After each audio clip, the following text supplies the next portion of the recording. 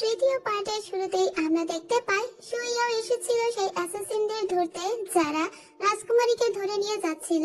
সেই অ্যাসাসিনের একজন রাজকুমারীকে গাছের সঙ্গে বেঁধে রেখেছিল। কোনো মতে সুইয়াও রাজকুমারীকে বাঁচানোর চেষ্টা করলেও ওই অ্যাসাসিনের একজন বলে, তুমি জানতে চাও না তোমার ভাই কিভাবে মারা গিয়েছে? এটা বলে লোকটা ওর মনোযোগ ডিস্ট্রাক্ট করার চেষ্টা করে এবং এর ভিতরেই দড়িটা কেটে দেয় যাতে রাজকুমারী নিচের দিকে গড়িয়ে যেতে থাকে।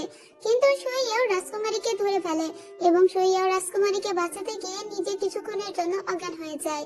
রাজকুমারী সুইয়াওকে বারবার ডাকতে থাকলে সুইয়াও এর জ্ঞান ফিরে আসে। জ্ঞান ফেরা মাত্র সুইয়াও রাজকুমারীকে জড়িয়ে ধরে বলে, থ্যাঙ্কস গড যে তুমি ভালো আছো। তুমি ভালো না থাকলে আমি কি করতাম?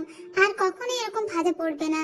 ঠিক তখনই একটা সাপ এসে সুইয়াও এর হাতে কামড় দিয়ে যায়। মূলত সাপটা রাজকুমারীকেই কামড় দিতে যাচ্ছিল, কিন্তু রাজকুমারীকে বাঁচাতে গিয়ে সাপটা সুইয়াও এর হাতে কামড় দেয়। আর সুইয়াও এর হাত থেকে বিষ বের করার জন্য রাজকুমারী ওর হাত চুষতে শুরু করে, কিন্তু এর সাথে সাথে সুইয়াও অজ্ঞান হয়ে যায়। এভাবে রাত হয়ে যায়। ওর হাত থেকে অনেক বিষ বের করার চেষ্টা করে রাজকুমারী। বিভিন্ন কাজটা ঔষধ ওর হাতে দিয়ে দিতে শুরু করে।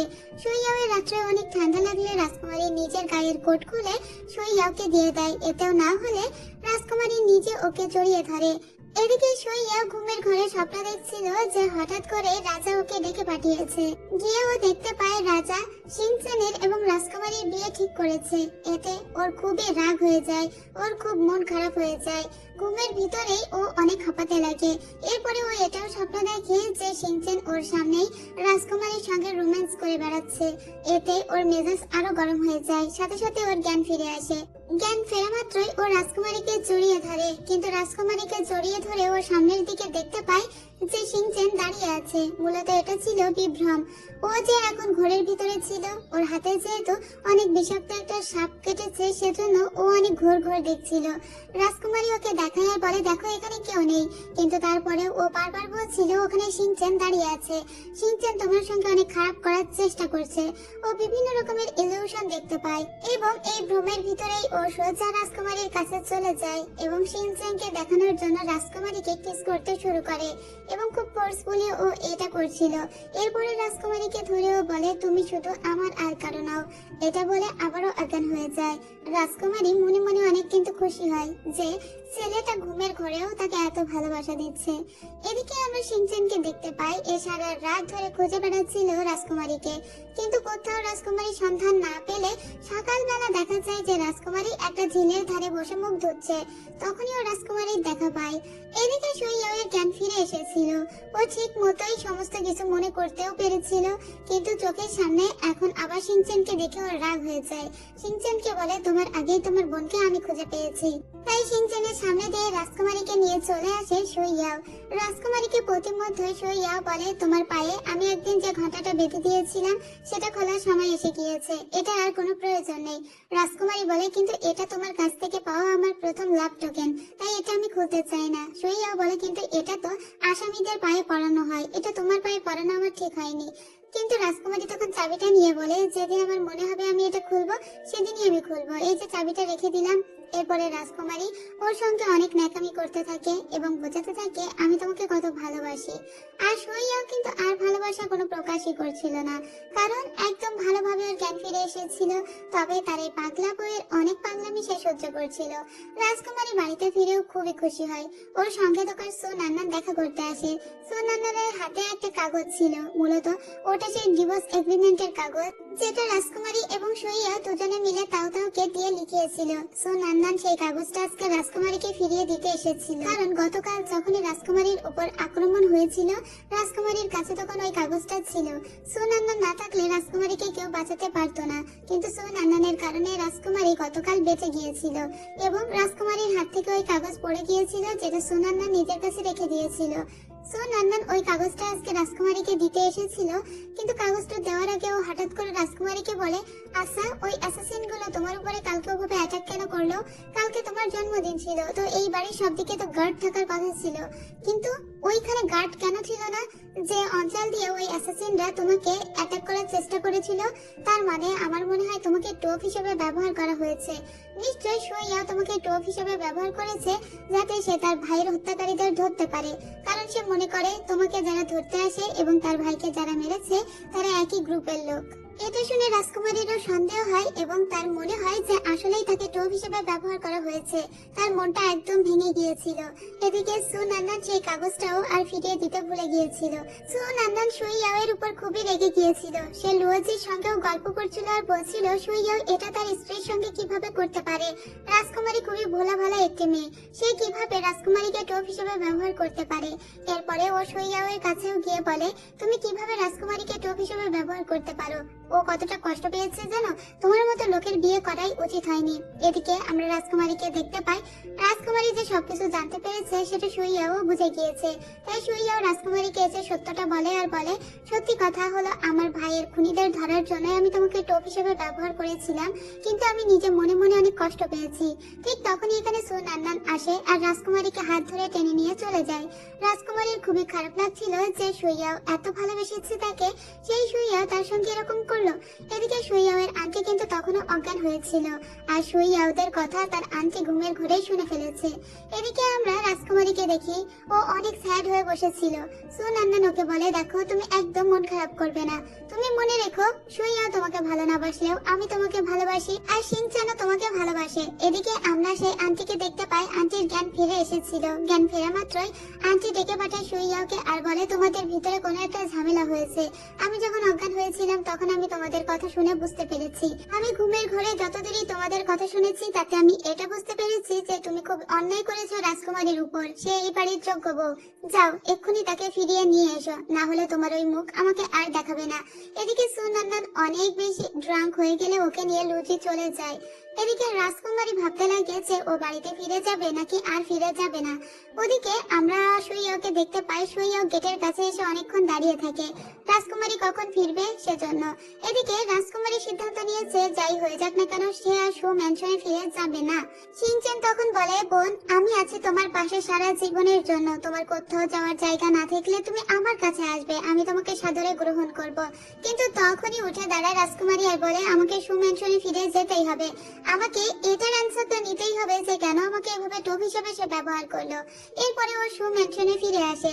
সুইয়াওকে ও গেটের মুখে এক পলক দেখেছিল, কিন্তু সুইয়াওর সাথে সাথে ওকে দেখা মাত্র ভিতরে চলে যায়। সুইয়াও তখন ওর ঘরে যে অপেক্ষা করছিল কখন রাজকুমারী আসবে, কারণ ইদানিং রাজকুমারী তো ওর সঙ্গেই ঘুমাচ্ছে। তবে আজকে রাজকুমারী আসে না, তাওকে পাঠিয়ে দেয় ওর বেডিং পত্র ওর ঘরে নিয়ে যাওয়ার জন্য। তাই ও সে সুইয়াওকে বলে, রাজকুমারীর কাঁথা বালিশ আমাকে নিয়ে যেতে বলেছে। এতে খুবই রাগ হয়ে যায় সুইয়াওয়ের। সুইয়াও বলে, কেন তোমার রাজকুমারী আর এখানে শোবে না নাকি? ঠিক আছে আমার কাছে দাও, এগুলো আমি তার কাছে দিয়ে আসছি। এটা বলে ও রাজকুমারীর ঘরের দিকে আসতে থাকে। তখন আমরা রাজকুমারীকে দেখতে পাই ও গলায় একটা কাপড় পেঁচাচ্ছিল। এটা দেখে সুইয়াও মনে করে রাজকুমারী হয়তো সুইসাইড করার চেষ্টা করছে। তাই সাথে সাথে সুইয়াও জোরে চিল্লিয়ে ওঠে আর বলে, এটা তুমি কি করছো? এবং রাজকুমারীকে নিচে ফেলে দেয় যাতে রাজকুমারী সুইসাইড অ্যাটেম্প করতে না পারে। এরপরে রাজকুমারীকে বলে, আমাদের ভিতরে একটু মনোমালিন্যই তো হয়েছে, তাই বলে তোমাকে মরে যেতে হবে নাকি? রাজকুমারী তখন বলে, কে বলেছে তোমাকে যে আমি মরে যাচ্ছিলাম? আমি তো আমার চুলগুলো বাঁধার চেষ্টা করছিলাম যাতে রাত্রে আমি না ঘুমিয়ে পড়ি, কারণ 3টা থেকে 5টা পর্যন্ত আমি ঘুমাতে পারি না। এটা যখনই বলে তখনই রাজকুমারীকে কাঁধে করে নিয়ে নিজের রুমে চলে আসে সুইয়া আর বলে, তুমি এখানেই ঘুমাবে এবং আমার সাথেই ঘুমাবে, তোমার উপরে আমার কোনো বিশ্বাস নেই। তখন তুমি মরে গেলে তোমার বাবা আমার পুরো পরিবারকেই ফাঁসিয়ে দিবে। এরপরে দুজন আবারও কালো দড়ি দিয়ে হাতটা বেঁধে রাখে এবং রাত্রেবেলা শুয়ে পড়ে। কিন্তু গভীর রাত হয়ে যাওয়ার পরে হঠাৎ করে সুইয়াওকে স্যার বাই ডাকতে আসে আর বলে, আপনার আন্টি আপনাকে ডেকে পাঠিয়েছে। এদিকে আন্টি সুইয়াওকে বলে, তুমি কেন সেদিন তোমার স্ত্রীকে টোপ হিসেবে ব্যবহার করেছিলে, সমস্ত সত্য কথা বলো। এদিকে এদেরকে ফলো করতে করতে রাজকুমারীও আন্টির রুম পর্যন্ত চলে এসেছে। সুইয়া তখন বলে ওর ভাইয়ের মৃত্যুর কথা এবং বলে, আমি এটার উপরে দীর্ঘদিন ধরে ইনভেস্টিগেট করছি আর আমার মনে হয় রাজা এই মৃত্যুর সাথে জড়িত। আর রাজকুমারীকে যারা মারতে চায় তাদের সাথেও হয়তো আমার ভাইয়ের খুনিরা জড়িত। আর সেজন্যই আমি রাজকুমারীকে টোপ হিসেবে ব্যবহার করেছি, কিন্তু আর কখনোই আমি তাকে এসবের ভিতরে ইনভলভ করব না। রাজকুমারী এই কথাগুলো শুনে খুবই কষ্ট পায় আর সোজা নিজের রুমে চলে আসে। রাজকুমারী ভাবতে লাগে, আমার বাবা যদি সত্যি ওর ভাইকে মেরে থাকে তাহলে আমার আর সুইয়াওয়ের কখনোই মিল হওয়ার আর কোনো পসিবিলিটি নেই। এটা বলে অনেক কাঁদতে লাগে। এদিকে আমরা রাজার একটা স্বপ্ন দেখি। রাজা ঘুমিয়ে স্বপ্ন দেখছিল সেই বার্থ স্টোনের, যেটা ভবিষ্যৎ দেখতে পেত। রাজা রাজা দেখতে পায় তার সামনে একটা গ্রেট মাস্টার দাঁড়িয়ে আছে। মূলত এটাই হলো রাজকুমারীর আসল বাবা, মানে রাজকুমারী জুহির যে জন্মদাতা পিতা সে হলো এই লোক। এই লোক ভবিষ্যৎ দেখতে পেত ওই পাথরের সাহায্যে, কিন্তু রাজা এই লোককে খারাপ কাজে ব্যবহার করে, জোর করে তাকে স্বপ্ন দেখাতো এবং তাকে এটা জিজ্ঞেস করতো রাজ্যের কোথায় কি হচ্ছে, এবং আগে থেকে রাজ্যের কোনো ঝামেলা যাতে না হয় রাজা সেই ব্যবস্থা করে রাখতো। এতে অন্যান্য রাষ্ট্রের অনেক ক্ষতি হয়ে যেত, কারণ ভবিষ্যৎ দেখা কোনো ভালো কাজ নাই। এক সময় রাজকুমারীর পিতা মানে অরিজিনাল পিতা বলে, আমি আর আপনার হয়ে কোনো স্বপ্ন দেখে দিব না। তখনই রাজা অনেক ক্ষেপে যায় এবং জুহির বাবাকে মেরে ফেলে দেয়। জুহির বাবাকে যখন মারা হয়েছিল তখন বাচ্চা জুহিকেও এখানে নিয়ে এসেছিল রাজা, আর বলে দেখো তোমার বাচ্চা মেয়েকেও আমি এখানে নিয়ে এসেছি। তুমি যদি ফিউচার প্রেডিক্ট করতে না পারো তোমার মেয়েকে আমি কাজে লাগাবো, তুমি চিন্তা করো না, তোমার মেয়েকে আমি রাজার হালে মানুষ করবো, যেহেতু আমি রাজা সে হবে রাজকুমারী। কিন্তু তখন জুহির বাবা অনেক চিন্তিত হয়ে পড়ে আর ওই অবস্থায় মারা যায়। এই স্বপ্ন দেখার পরেই রাজার ঘুম ভেঙে যায়, কিন্তু রাজা হঠাৎ এই স্বপ্ন কেন দেখলো তা রাজা বুঝতে পারে না। তাই রাজা সোজা মেমোরিয়াল রুমে চলে আসে। সেখানে এসে সে একটা চিঠি দেখতে পায়। ওই চিঠিটা খুলে রাজা অবাক হয়ে যায়। এই চিঠিতে লেখা ছিল যে রাজকুমারী জুহির ব্রেনের ভিতরে মানে মাথার ভিতরে ওই বার্থ স্টোনটা ঢুকে গিয়েছে এবং তার শরীরেই ওই বার্থ স্টোনটা আছে। এটা শুনে রাজা তো অবাক হয়ে যায়। এদিকে আমরা সুনান্নানকে দেখতে পাই। সুনান্নানের হাতে সেই ডিভোর্স এগ্রিমেন্টের কাগজটা ছিল যেটা সুইয়াও এবং রাজকুমারীর। সুনান্নান নিজের মনেই ভাবে যে সুইয়াওয়ের বিয়ে করার কোনো রাইট নেই, আর রাজকুমারী এত ভালো একটা মেয়ে, সে কেন এরকম একটা লোকের সঙ্গে সংসার করবে। তাই সে মনে মনেই চাইছিল রাজকুমারী এবং সুইয়াওয়ের বিয়েটা ভেঙে যাক। তাই সে একজন ইউনাকের কাছে ওই ডিভোর্স এগ্রিমেন্টটা পাঠিয়ে দেয়। মনে মনে সুনান্নান কিন্তু রাজকুমারীর ভালোই চেয়েছিল, কিন্তু মেয়েটা রাজকুমারীর ভালো চাইতে গিয়ে বরং উল্টো খারাপ করে দিল। এদিকে সেই ইউনাক রাজার কাছে কিছু বই নিয়ে আসে আর বইয়ের সাথে সেই এগ্রিমেন্ট পেপারটাও নিয়ে আসে, কারণ রাজা ভাবছিল কিভাবে এখন রাজকুমারীকে রাজ্যে ফিরিয়ে আনা যায়। কারণ সুইয়াওয়ের কাছে রাজকুমারী থাকলে তো আর ওই বার্থ স্টোনটা রাজা ছিনিয়ে নিতে পারবে না। তখনই ওই ডিভোর্স এগ্রিমেন্টের কাগজটা রাজা দেখে আর নিজের মনে হেসে বলে, এটাই তো এখন আমার মোক্ষম অস্ত্র, যেটা দিয়ে আমি রাজকুমারীকে আবারও এই প্যালেসে ফিরিয়ে আনতে পারবো। এদিকে আমরা সুইয়াওয়ের আন্টিকে দেখতে পাই। সুইয়াওয়ের আন্টি কিন্তু এখন রাজকুমারীকে একদম বাড়ির বউ হিসেবে মেনে নিয়েছিল, কিন্তু ঠিক তখনই আমরা দেখতে পাই রাজার ইউনাকরা চলে এসেছে এবং একটা অ্যানাউন্সমেন্ট নিয়ে এসেছে। রাজার ইউনাক এসে বলে রাজকুমারীর সঙ্গে সুইয়াওয়ের ডিভোর্সের এগ্রিমেন্টে রাজি হয়েছে রাজা। এতে এরা দুজনেই অবাক হয়ে যায়। রাজকুমারীর মনে পড়ে সুনান্নানের কাছেই তো ওই পেপারটা ছিল, তাহলে ওই এগ্রিমেন্ট পেপারটা কি তার পিতার কাছে সুনান্নান পৌঁছে দিয়েছে? মেয়েটা আমার ভালো চাইতে গিয়ে এটা কি করলো? এখন যেহেতু রাজা অ্যানাউন্সমেন্ট করে দিয়েছে যে রাজকুমারীর সঙ্গে সুইয়াওয়ের বিয়েটা ভেঙে গিয়েছে, সে এটা মানতেই হবে। তো এবার সুইয়াও রাজকুমারীকে ডেকে বলে, তুমি কি সত্যিই চাও আমাদের বিয়েটা ভেঙে যাক? রাজকুমারী বলে, আমি তো সেটা চাই না, কাগজটা সুনান্নানের কাছে ছিল, তাই কাগজটা মনে হয় সেই পাঠিয়ে দিয়েছে আমার পিতার কাছে। কিন্তু এটা একদিক থেকে ভালোই হয়েছে, গতকাল রাতে তোমার আন্টির সাথে বলা প্রতিটা কথা আমি শুনেছি। আমার বাবা যদি তোমার ভাইয়ের খুনি হয়ে থাকে তাহলে তোমার আর আমার কখনোই মিলন হওয়া সম্ভব নয়। তাই আমার মনে হয় আমার আগে থেকে এই সম্পর্ক থেকে বেরিয়ে যাওয়া উচিত, অধিক জড়িয়ে যাওয়ার থেকে মায়া কাটানোর চেষ্টা করাই উচিত। কিন্তু সুইয়াও এখন খুবই মন খারাপ করে। রাজকুমারী বলে, দেখো একদিন না একদিন আমাদের তো এই সত্যটা মেনে নিতেই হতো, বরং এটা আগে হয়েছে এটাই ভালো হয়েছে, আমি এই ডিভোর্স এগ্রিমেন্টে রাজি হচ্ছি। এটা বলে চলে যায়। তখনই সুইয়াওয়ের বারবার মনে পড়ে এতদিন রাজকুমারীর সঙ্গে কাটানো সময়গুলো। রাজকুমারী খুবই চিরফুল এবং হাসি খুশি একটা মেয়ে, সে এই প্যালেসটাকে একদম মাতিয়ে রেখেছিল। কিন্তু তারপরেও আজকে সবাইকে কাঁদিয়ে রাজকুমারী এখান থেকে চলে যায়। রাজকুমারী চলে যাওয়ার আগে সুইয়াও ওর সামনে যায় না, কিন্তু রাজকুমারী যখন চলে যায় সুইয়াও তখন ওর ঘোড়াটা ঘুরিয়ে রাজকুমারীর ক্যারেজের পিছু পিছু যেতে থাকে, কারণ সুইয়াওয়ের মনে হচ্ছিল যাত্রাপথে হয়তো অ্যাসাসিন গুলো আবার রাজকুমারীর উপরে অ্যাটাক করতে পারে। কিন্তু সুইয়াও অনেক দূরত্ব বজায় রেখে যাচ্ছিল যাতে রাজকুমারী ওকে দেখতে না পায়। এদিকে আমরা রাজাকে দেখতে পাই। রাজার কাছে একজন ইম্পেরিয়াল ডক্টর এসেছিল যার নাম দংশি। এই দংশিকে তো আপনারা আগেও দেখেছেন। দংশি এবং শিনচান এরা দুজনেই জানে যে রাজকুমারীর শরীরের ভিতরে বার্থ স্টোন আছে, যা আর কেউ জানতো না। এই রাজাকে এক ধরনের ঔষধ দেয় প্রতিদিন সকালে, যেটাকে রাজা সুস্থ থাকে, মানে সে খুবই ভালো একজন ডক্টর আর কি। যাই হোক, এরপরে রাজার কাছে নিয়ে আসা হয় রাজকুমারীকে। রাজকুমারীকে রাজা জিজ্ঞেস করলেও রাজকুমারী কোনো অ্যান্সার দেবে না, রাজা সেটা জানে। তাই রাজা রাজকুমারীর জন্য একটা সুপের ব্যবস্থা করেছিল। রাজা এটা দিয়ে রাজকুমারীকে অজ্ঞান করতে চাইছিল। রাজকুমারী খুব ভালোভাবেই বুঝতে পারছিল তার সামনে বড় কিছু ওয়েট করছে। তারপরেও রাজা যেহেতু এই স্যুপটা দিয়েছে তাই রাজকুমারীকে স্যুপটা খেয়ে নিতেই হয়। এরপরে রাজকুমারী ফিরে আসে তার রুমে। এখানে তার নানি ছিল এবং তাও ছিল। তারা দুজনেই প্রস্তুতি প্রস্তুতি নিতে থাকে যাতে রাজকুমারী রাত 3টা থেকে 5টার ভিতরে ঘুমিয়ে না পড়ে। কিন্তু আজকে রাজকুমারীর প্রচন্ড ঘুম আসছিল। এত কিছু করেও কোনো লাভ হচ্ছিল না, কারণ তার বাবা একটু আগে যে স্যুপটা তাকে খাইয়ে দিয়েছে ওতে ঘুমের ওষুধ মেশানো ছিল।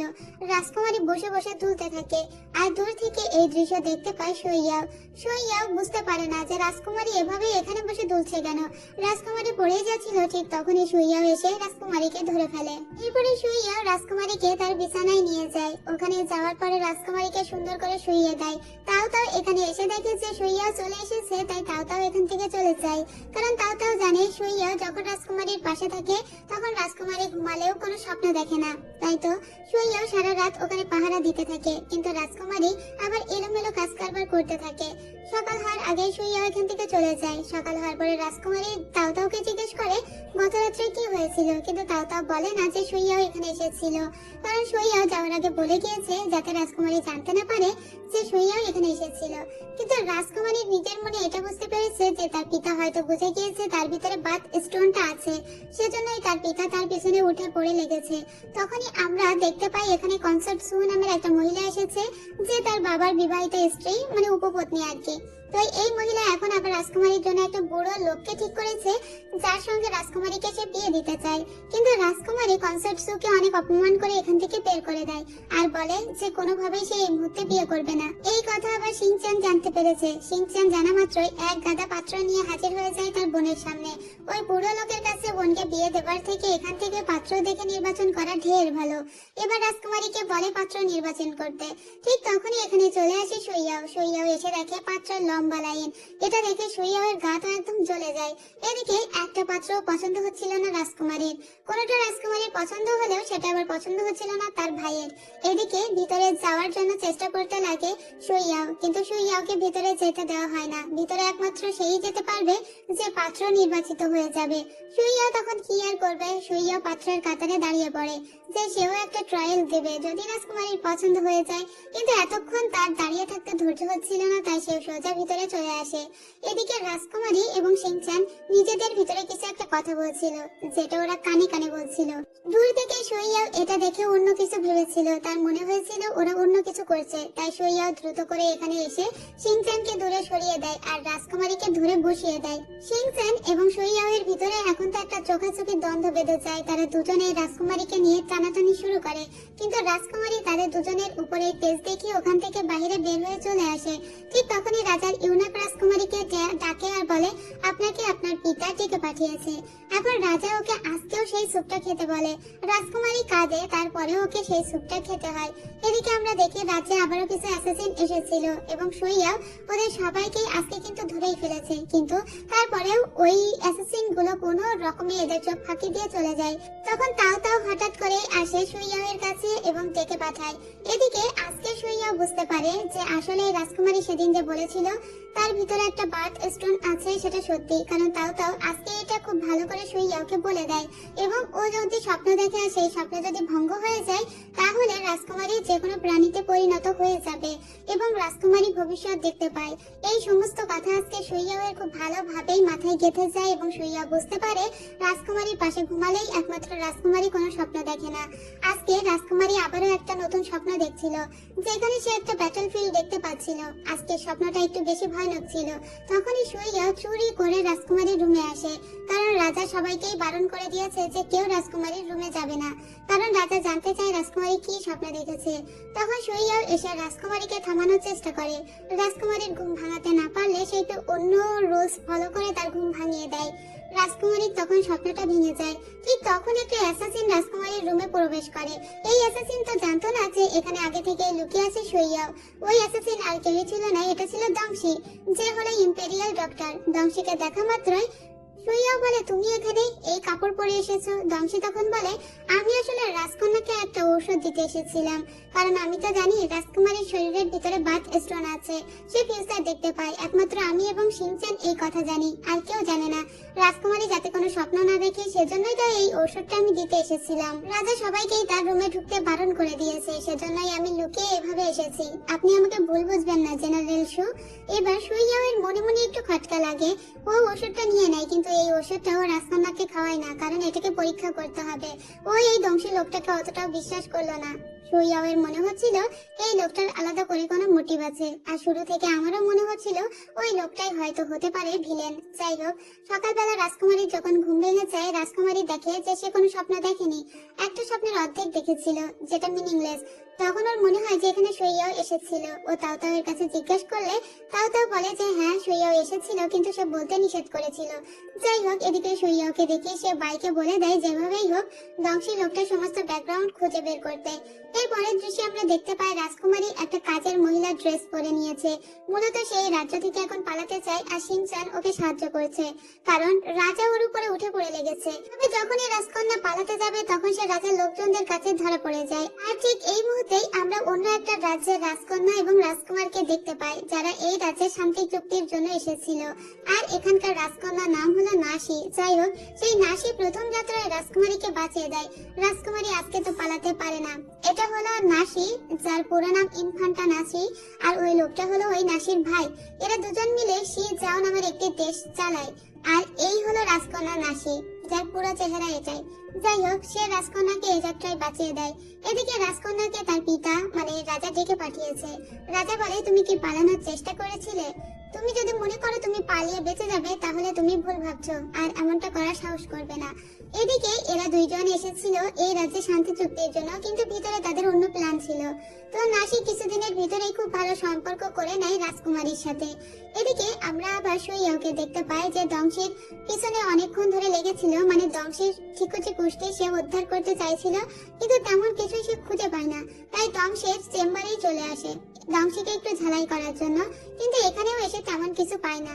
এদিকে আমরা ওই নাসিকে দেখতে পাই যে রাজকুমারীর সঙ্গে এতটাই বন্ধুত্ব করে ফেলেছিল যে 24টা ঘন্টা সে রাজকুমারীর সঙ্গে চিপকে থাকতো। রাজকুমারী সেদিন একটা জুয়েলারি শপে গিয়েছিল, সেখানে গিয়ে ওর দেখা হয়ে যায় সুইয়াও এর সঙ্গে। সুইয়াও ওকে বলে, আমি জানি তুমি ওই প্যালেসে খুবই চিন্তায় আছো এবং রিস্কের ভিতরে আছো, তো আমি আমার প্যালেসে তোমাকে নিয়ে যেতে চাই, চলো আমরা চলে যাই। কিন্তু রাজকুমারী ওর হাত ছেড়ে দেয়, কারণ রাজকুমারী ওর সঙ্গে আর যেতে চায় না। যাই হোক, নাসি তখন বলে যে ওই সুইয়াও এর সঙ্গে তোমার কি সম্পর্ক, আর তোমার পায়ের এই ঘন্টাটাই বা কিসের? এই ঘন্টাটা তুমি খুলে কেন ফেলছো না? এটা তো আসামিদের পায়ে থাকে। রাজকুমারী নাসিকে থামিয়ে দিয়ে বলে, এই ঘন্টাটা আমি খুলতে চাই না, এটা আমার ভালোবাসার টোকেন, তাই এটা আমার কাছে রেখে দিতে চাই।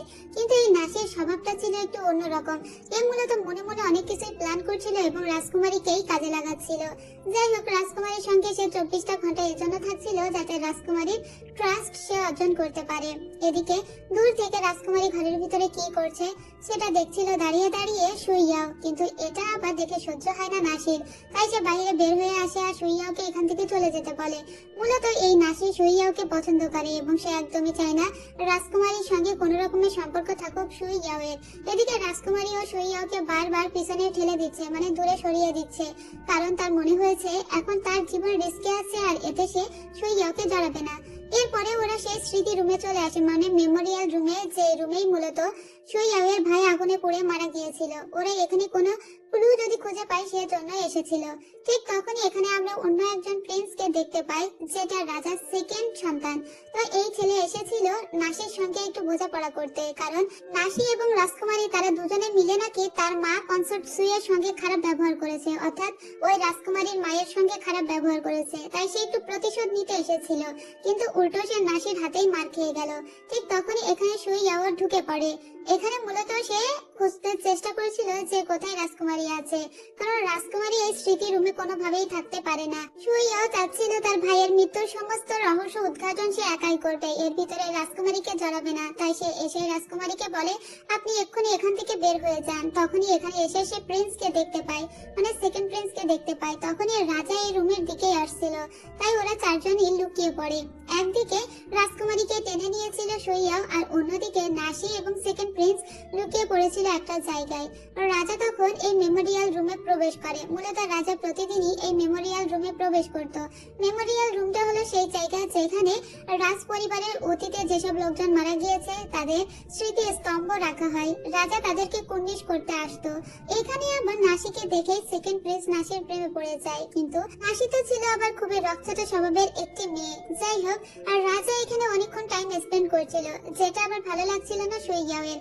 ধরা পড়ে গেলেই তো একদম সব শেষ। তাই ওরা কোনো রকমে লুকিয়ে এখান থেকে বের হওয়ার চেষ্টা করে এবং ওরা একে অন্যকে ইশারা দিয়ে বের হয়ে যায়। তবে রাজা বুঝতে পারে এখানে কেউ একজন ছিল, তাই রাজা দ্রুত তার লোকদের পাঠিয়ে দেয় তাদেরকে খোঁজার জন্য। ঠিক তখনই আমরা দেখতে পাই নিজেদের বাঁচানোর জন্য আর রাজকুমারী এবং সুইও পানিতে ঝাঁপ দিয়েছে এবং তারা অন্য তীরে গিয়ে উঠেছে। আর এখানেই তাদের দুজনের ভিতরে ভাব হয়ে যায়। এদিকে নাসিকে ভালোবাসার প্রপোজাল দিয়ে দেয় সেকেন্ড প্রিন্স, মানে দেখেই তো ভালোবেসে ফেলেছে, কিন্তু নাসি ওকে এরকম ভয় দেখায় যে ও খুবই ভয় পেয়ে এখান থেকে চলে যায়। এদিকে রাজকুমারী তো গলে একদম জল হয়ে গিয়েছিল, তাই সে সুইয়াওকে নিজের রুমে নিয়ে এসেছে এবং সুইয়াও এর সঙ্গে বোঝাপড়াটা প্রায় করেই ফেলবে। ঠিক তখনই এখানে নাসি এসে বাম হাত ঢুকিয়ে দেয়। নাসি এসে সুইয়াওকে বলে, তোমার না ওর সঙ্গে ডিভোর্স হয়ে গিয়েছে, তাহলে তুমি এখানে কি করছো? এখান থেকে চলে যাও। এবং অতর্কিতভাবে হামলা শুরু করে দেয় সুইয়াও এর উপর। আর দুজনের ভিতরে তুমুল ফাইট চলতে শুরু করে। ওরা সারা সকাল ফাইট করে দুপুর পার হয়ে যায়, এমনকি রাতও হয়ে যায়। ফাইট করতেই আছে এবং রাত্রের এক পর্যায়ে গিয়ে ফাইটটা থেমে যায়। নাসি তখন সুইয়াওকে বলে, তুমি আগের মতো এখনো সেই ভালো ফাইটারই আছো। এটা শুনে রাজকুমারী ভাবে যে এরা দুজন তাহলে আগে থেকেই দুজন দুজনকে চিনে থাকবে, মানে এরা দুজনেই দুজন দুজনকে চেনে। কিন্তু ও কাউকে এই কথা জিজ্ঞেস করে না। এদিকে আমরা তাওকে দেখি যে সুইয়াও এর বর্মের দিকে তাকিয়েছিল। মূলত ওই বর্মটা ছিল সুইয়াও এর ভাইয়ের, সুইমুর, যে মারা গিয়েছে। সুইমুর বর্মটার দিকে তাকিয়ে থেকে অনেক কিছু ভাবতে থাকে। আসলে তাও ওর বড় ভাইকে হয়তো পছন্দ করত। ঠিক তখনই পিছন থেকে সুইয়াও আসে আর তাওকে জিজ্ঞেস করে কি হয়েছে। তাও তখন কথাটা এড়িয়ে যায় এবং এখান থেকে কিছু হয়নি বলে চলে যায়। এরপরে দৃশ্যে আমরা দেখতে পাই রাজকুমারীকে সবসময় রুমের বাইরে থেকে সুইয়া পাহারা দিত। আর রাতের বেলা যখন সুইয়া ওকে পাহারা দিচ্ছিল তখনই রাজকুমারী ওর কাছে আসে আর ওকে জ্বালাতন করতে শুরু করে। তখন সুইয়া বলে, তুমি আর আমি চলো এখনই আমাদের ম্যানশনে চলে যাই, আমার একদমই মন সায় দিচ্ছে না এখানে তোমাকে রাখতে।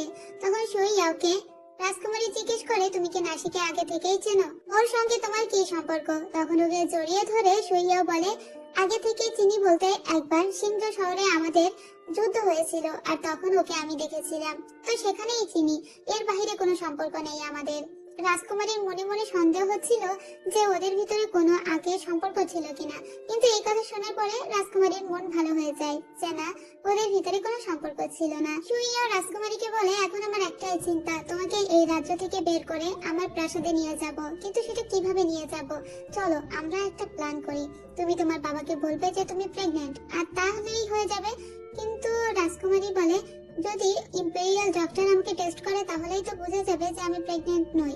সুইয়া তখন বলে, তাহলে আমাদের রিয়েলি একটা বাচ্চার জন্ম দিতে হবে।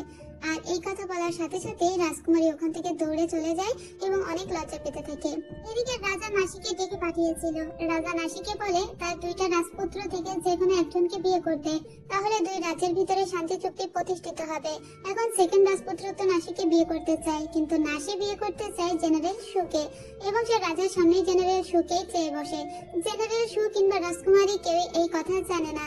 রাজকুমারী সেদিন এসেছিল মহল্লায় কিছু প্রজাদের খাবার দিতে এবং সে এখানে খাবার সার্ভ করছিল। ওর সঙ্গে নাসিও এখানে এসেছিল এবং শিনচ্যানও এখানে ছিল। নাসি 24টা ঘন্টা এখানে আছে দেখে শিনচ্যানের খুবই রাগ হয়। এদিকে একটা বৃদ্ধ লোক হঠাৎ করে যখন খাবার নিতে আসে তখন বৃদ্ধ লোক হঠাৎই রাজকুমারীকে দেখে উত্তেজিত হয়ে যায় এবং ইউআর বলে রাজকুমারীকে ডাকতে থাকে। রাজকুমারী বলে, আপনি ভুল করছেন, আমি ইউআর নই। কিন্তু লোকটি বলে, না আমি ঠিকই করছি, তুমি ইউআর। এটা বলে রাজকুমারীর হাত ধরে ফেলে। তো নাসি কিছুক্ষণ এই দৃশ্য দেখে এবং বোঝার চেষ্টা করে লোকটি কি করছে, কিন্তু রাজকুমারী হঠাৎ করে বসে পড়লে নাসি আসে ওই লোকটির সঙ্গে ফাইট করতে। আর ওই লোকটি তখন নাসির হাতে একটা ছুরিকাঘাত করে, আর এতে নাসি হাত অনেকটা কেটে যায় এবং ওই লোকটিকে গ্রেফতার করা হয়। আসলে রাজকুমারীর হাতে ওই লোকটা একটা খেলনা দিয়েছিল, যে খেলনাটা দেখে বেশ অবাক হয়ে যায় রাজকুমারী। এদিকে নাসির হাতে অল্প একটুই কেটে গিয়েছিল, যেটা আবার ড্রেসিং করে দেওয়া হয়। এরপরে ও নাসিকে বলে, তুমি কেন আমাকে বাঁচাতে নিজের জীবনের রিস্ক নিলে? নাসি বলে, এরকম তো আমি বহুবার করেছি, তুমি দেখবে। এরপরে নাসি অন্য একটা হাত খুলে দেখায় যে ওর অন্য হাত দাগে ভরা। এটা নাকি ওর ভালোবাসার মানুষকে প্রোটেক্ট করতে গিয়েই পেয়েছে। নাসি নিজেই রাজকুমারীকে বলে, জানো আমি একজনকে খুব ভালোবাসি, আর তাকে বাঁচাতে গিয়েই আমার এই হাতে এই দাগের সৃষ্টি হয়েছে। এরপরে আবার সেই বৃদ্ধ লোকের সঙ্গে দেখা করতে রাজকুমারী জেলের ভিতরেই আসে আর ওই লোকটিকে বলে, আঙ্কেল আপনি এই খেলনাটা কোথায় পেয়েছেন? ওই লোকটি তখন হেসে বলে, খেলনাটা তোমার, তোমার বাবা তোমাকে দিয়েছিল, এটা তোমার কাছে রেখে দাও। জানো এখানে খুবই খারাপ একজন লোক আছে। এরপরে রাজকুমারীর কাছে একটা বই দিয়ে বলে, এই বইটা পড়ে ফেলবে এবং এতে যা কিছু আছে শেখার চেষ্টা করবে, তাহলেই তুমি নিজেকে বাঁচাতে পারবে। আর এখানে একজন ইভিল মানুষ আছে, এটা বলে চিৎকার করতে লাগে। কিন্তু রাজকুমারী লোকটির কথার আগা মাথা কিছুই বুঝতে পারে না। এরপরে রাজকুমারী যখন ওখান থেকে বাইরে বের হয় তখন সুইয়াও ওর উপর খুব রাগারাগি করে আর বলে, যদি তোমার কিছু হয়ে যেত তুমি কেন ওভাবে একা একা খাবার বিলাতে গেলে? এরপরে রাজকুমারীর পা ধরে সুইয়াও বলে, তোমার ভাইয়ের এইটা এখনো কেন খুলছো না? এই ঘন্টাটা এবার খুলে ফেলো। রাজকুমারী বলে, আমি বলেছি না এটা আমার ভালোবাসার টোকেন, তো এটা আমি খুলবো না। তবে জানো ওই লোকটি আমাকে একটা বই দিয়েছে এবং এই বইটি নাকি আমাকে পড়ে শেষ করতে বলেছে। সুইয়া বলে, এটা তো একটা কুম্ফু বিদ্যার বই, তো তুমি কি এখন কুম্ফু শিখবে নাকি? তুমি যদি চাও আমি তোমাকে শিখিয়ে দিতে পারি। তো রাজকুমারী বইটা পড়তে পড়তে দেখা যায় তার কপালে যে বাথ স্টোন সেটাতে আলো জ্বলে আর বইয়ের চিত্রে আলো জ্বলে। এর সাথে সাথে রাজকুমারী ঘুমিয়ে পড়ে। রাজকুমারী ঘুমিয়ে স্বপ্ন দেখে তার আসল বাবার স্বপ্ন। রাজকুমারী যখন ছোট্ট ছিল তখনই সে দেখতে পায় সেই ছোট্ট মেয়েটি তার আসল বাবার সঙ্গে গল্প করছে। রাজকুমারী ঘুমিয়ে থাকায় সুইয়া ওকে তার রুমে নিয়ে আসে। এদিকে নাসি সুইয়াকে ডেকে পাঠায় সুইয়ার সঙ্গে স্পেশাল কিছু কথা বলার জন্য। নাসির রুমে এসে সুইয়া বলে কি হয়েছে, আর এদিকে আমরা আবারও রাজকুমারী স্বপ্নের ভিতরে চলে যাই, যেখানে রাজকুমারী তার বাবাকে দেখতে পায়। রাজকুমারী আস্তে আস্তে এই বড় অবস্থায় তার বাবার দিকে এগিয়ে যায়। তার বাবা বলে, আমি শুধু একটা জিনিসই চাই, তুমি পৃথিবীতে ভালোভাবে বাঁচো।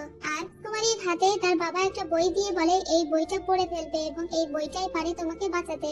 সাথে সাথে রাজকুমারীর ঘুম ভেঙে যায় আর ও বইটার দিকে আবারও লক্ষ্য করতে থাকে। এরপরে ও সোজা নাসিকে খুঁজতে বাইরে চলে যায়, কারণ নাসির কি অবস্থা ও এখনো জানে না। এদিকে আমরা দেখতে পাই সুইয়া এবং নাসি কথা বলছিল।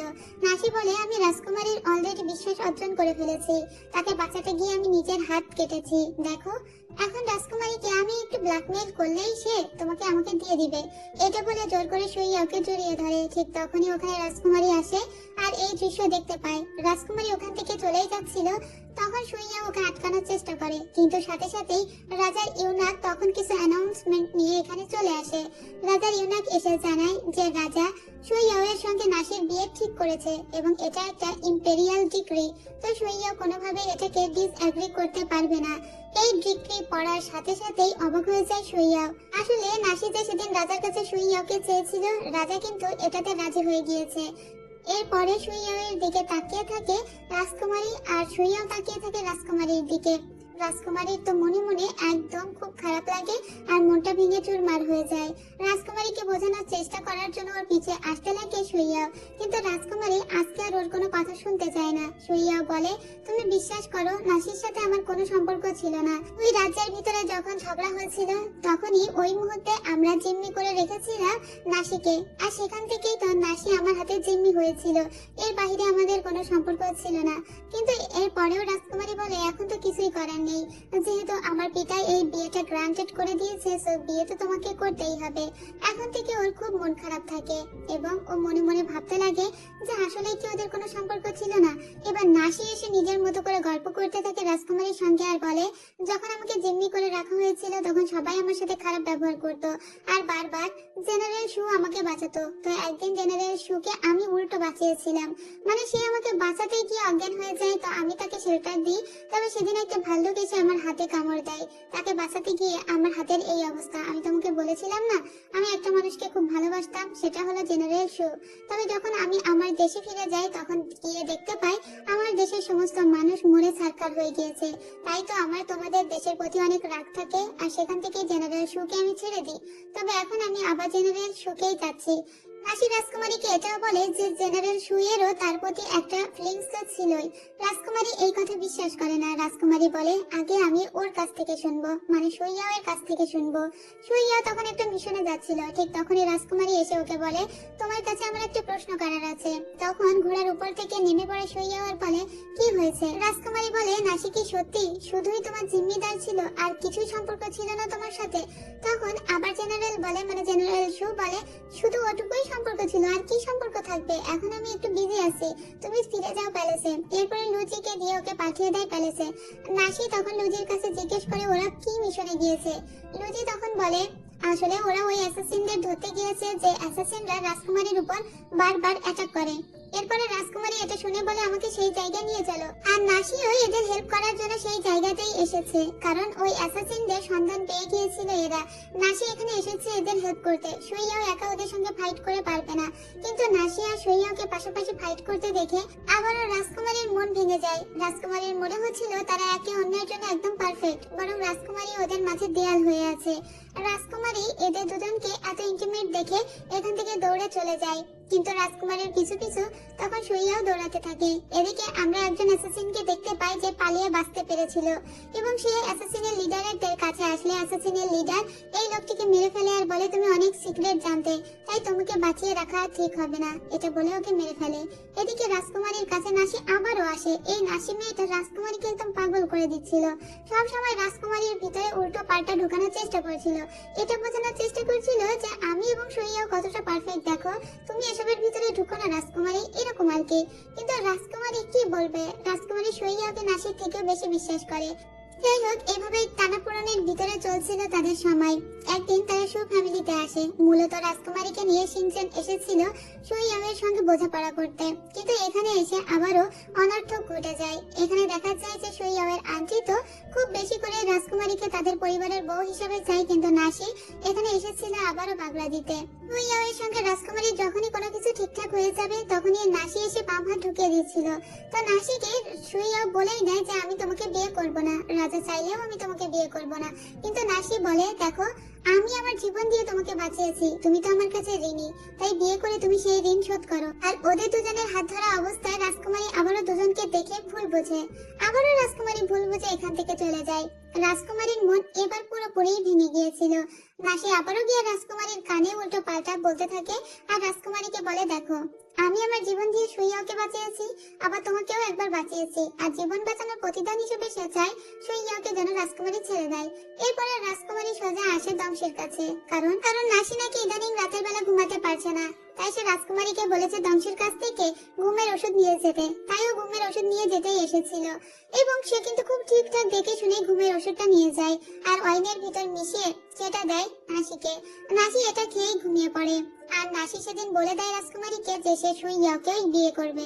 এদিকে আমরা সুইয়াওকে দেখতে পাই সে রাজার দরবারে এসেছিল এবং হাঁটু গেড়ে বসে রাজাকে বারবার মিনতি করে যে এই বিয়ে সে করতে চায় না, এবং সে একটা ওয়ারেন্ট নিয়ে এসেছিল যেটা পূর্ববর্তী রাজার ওয়ারেন্ট।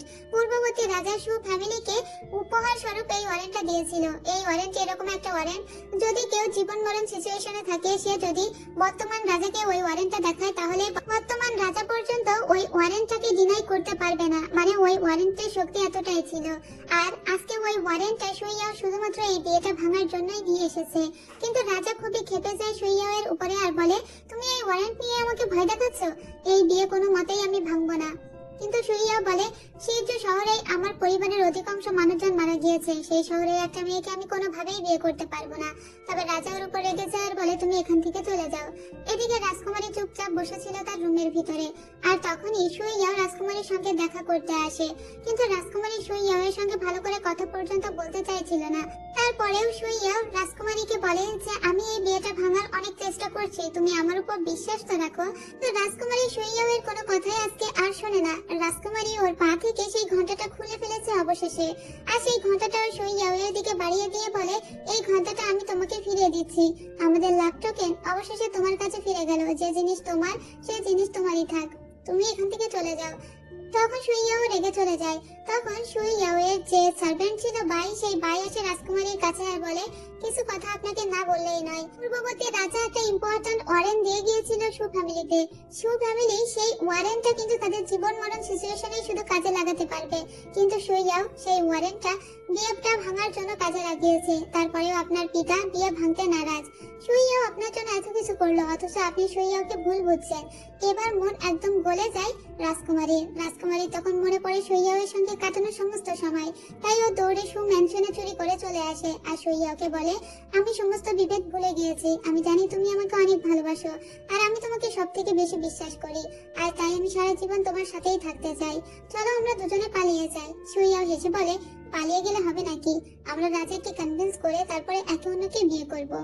রাজকুমারী এবং সুইয়াও চিন্তা ভাবনা করে যে ওরা খুব দ্রুত লুকিয়ে বিয়ে করবে। তো রাজকুমারীকে কিছু যৌতুক দেওয়ার জন্য একটা বইয়ের দোকানে নিয়ে এসেছিল সুইয়াও। রাজকুমারী উপন্যাস পড়তে খুব পছন্দ করত। এখান থেকে অনেকগুলো বই কিনে নেয় সুইয়াও। তবে রাজকুমারী গুয়ানশান নামের একটি লেখকের বই পড়তে খুবই পছন্দ করত। সুইয়াও দোকানিকে জিজ্ঞেস করে গুয়ানশানের কোনো বইয়ের এডিশন নেই। তখন দোকানি বলে গত 6 মাস ধরে ওই লেখক আর কোনো বই লিখছে না, তাই আর কোনো বই নেই। এদিকে রাজকুমারীকে দেখতে পায় রাজকুমারী সেই লোকটির সঙ্গে দেখা করতে এসেছিল, যে লোকটি তাকে বারবার ইউআর বলে ডাকছিল। লোকটি এখন অনেকটাই সুস্থ। লোকটি বলে, আমি তোমার বাবার বন্ধু, তোমার অরিজিনাল বাবা। যে ছোটবেলায় তোমাকে নিয়ে যখন পালাচ্ছিলাম তখন রাজার লোকজন ধরে ফেলে আর তোমাকে তারা নিয়ে যায়। তোমার বাবাই বলেছিল তোমাকে নিয়ে পালাতে এবং একদিন একটা বই তোমার হাতে তুলে দিতে। সেজন্যই তো এতগুলো বছর আমি অপেক্ষা করেছি। তার মানে এই লোকটি খুবই ভালো লোক। যাই হোক, এর পরের দৃশ্যে আমরা দেখতে পাই সেই কটেজ, মানে যেখানে ওই আততায়ী লোকটি থাকে। এই লোকটি আর কেউই নয়, অবশেষে তার মুখ দেখানো হয়। এ হলো দংশি, মানে দংশি মূলত ওই অ্যাসাসিনদের লিডার। এদিকে আমরা দেখতে পাই বিয়ের তোড়জোড় শুরু হয়ে গিয়েছে। সুইয়াও যেহেতু বলেছে সে রাজকুমারীকে বিয়ে করবে, তার মানে খুব দ্রুতই সে বিয়ে করবে। তো বিয়ে হবে লিংশি গার্ডেনে, যেখানে সমস্ত তোড়জোড় করছিল সু নান্নান, লুজি, শিনচেন এবং রাজকুমারী নিজে। ওরা এদিকে কাজ করছিল, অন্যদিকে সুইয়াও তার বাড়িতে ছিল। সু নান্নান এবং লুজির ভিতরে কিন্তু দারুণ একটা সম্পর্ক হয়ে গিয়েছে। এদিকে আমরা তাও তাওকে দেখতে পাই। তাও তাওয়ের মনে কিছু যেন ঘুরছিল। তাও তাও দেখতে পাই একটা বক্স, যে বক্সের ভিতরে গুয়ানশানের লেখা সমস্ত উপন্যাসগুলো ছিল। তাও তাও ওই বক্সের ভিতর থেকে উপন্যাসগুলো একটা একটা করে বের করতে শুরু করে। এরপরে একটা চিঠি দেখতে পাই। তাও তাওয়ের মনে হয়েছিল এখানে একটি চিঠি থাকবে, সেজন্যই মূলত ও এটা খুলেছে। এবার ও চিঠিটা পড়তে শুরু করে, কিন্তু কিছুক্ষণের ভিতরেই ওখানে চলে আসে সুইয়াও। সুইয়াওকে দেখে তাও তাও এখান থেকে চলে যাচ্ছিল। সুইয়াও তখন বলে, তোমার হাতে ওটা কি দেখি। এরপরে সুইয়াও ওই চিঠি 3টা কেড়ে নেয়। 3টা কাগজে ছিল এই চিঠিটা লেখা। সুইয়াও নিজে এই চিঠিটা পড়ে অবাক হয়ে যায়। কিছুক্ষণ পরে সুইয়াওর মনে হয় এটা তো ওর ভাইয়েরই হাতে লেখা চিঠি। সুইয়াও বলে, আমার ভাইয়ের লেখা চিঠি? যেখানে লেখা ছিল ওর ভাই আসলে রাজকুমারীকে পছন্দ করত। ওর ভাই ছিল রাজকুমারীর বডিগার্ড, কিন্তু রাজকুমারী জানতো না তার বডিগার্ড কেমন দেখতে বা কে। রাজকুমারী রাজকুমারীর মতো থাকতো, কিন্তু ওর ভাই রাজকুমারীকে খুবই পছন্দ করত। কিন্তু ওর ভাই রাজকুমারীকে কখনোই সেই কথা জানায়নি।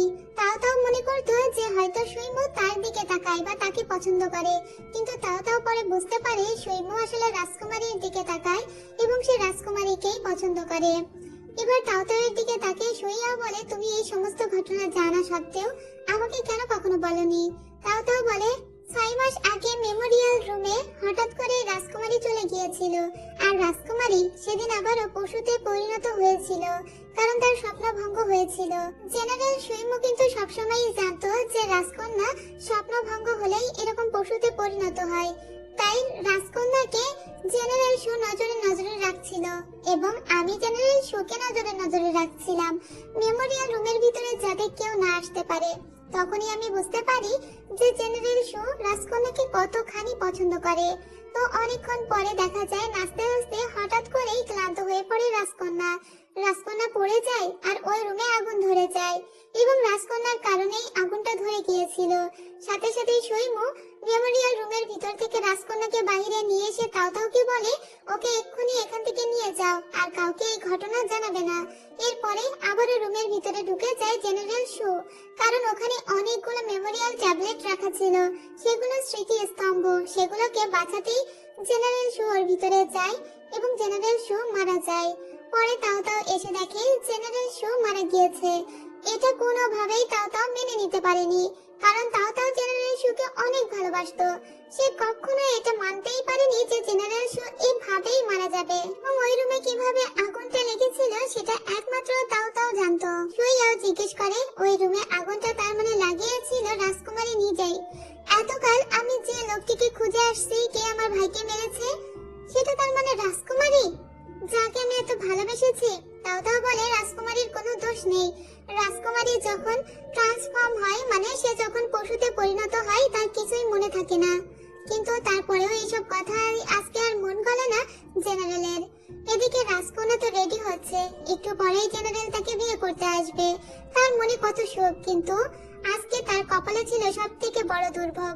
এদিকে আমরা সুইয়াওকে দেখতে পাই যে তার ভাইয়ের কথা বারবার ভাবছিল এবং একটা ওয়াইন গাড়ি গিয়ে সেখানে ওয়াইন খেতে শুরু করে। সুইয়াওয়ের ভাই মারা যাওয়ার আগে সুইয়াওয়ের কাছে কিছু কপার টাকা দিয়ে গিয়েছিল, মানে তামার কয়েন।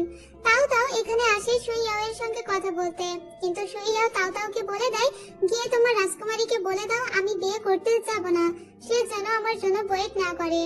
এরপরে রাজকুমারী এখানে যখন জানতে পারে সুইয়াও ওয়াইন খেয়ে মাতাল হয়ে আছে তখন দ্রুত চলে আসে। এরপরে রাজকুমারী এখানেই থাকা একটা রুম বুকিং করে নেয়, কিন্তু রুমের তো ভাড়া দিতে হবে। তখন রাজকুমারী দেখতে পায় ওই তামার কয়েনগুলোকে, তাই রাজকুমারী ওই তামার কয়েনগুলোকে দিয়েই এখানের ভাড়াটা মিটিয়ে দেয়। এদিকে সুইয়াও অনেকক্ষণ ধরে অচৈতন্য হয়েছিল, কিছুক্ষণ পরে সুইয়াওয়ের জ্ঞান ফিরে আসে। তখন সুইয়াও রাজকুমারীকে কিছু না বলে শুধু ছাড়িয়ে দেয় আর খুঁজতে থাকে সেই কপার কয়েনগুলো। রাজকুমারী বলে সেগুলো তো আমি দোকানের ভাড়া দিয়ে দিয়েছি। কথা শুনে খুবই রেগে যায় সুইয়াও, আর এর সাথে সাথে শেষ হয়ে যায় তৃতীয় পার্টের গল্প। আর মাত্র একটি পার্ট বাকি আছে, যেটা আমি খুব শীঘ্রই আপলোড করে দিব। তো এই পর্বটা যদি আপনাদের একটু ভালো লাগে অবশ্যই লাইক কমেন্ট করবেন এবং আমার চ্যানেলটিকে সাবস্ক্রাইব করে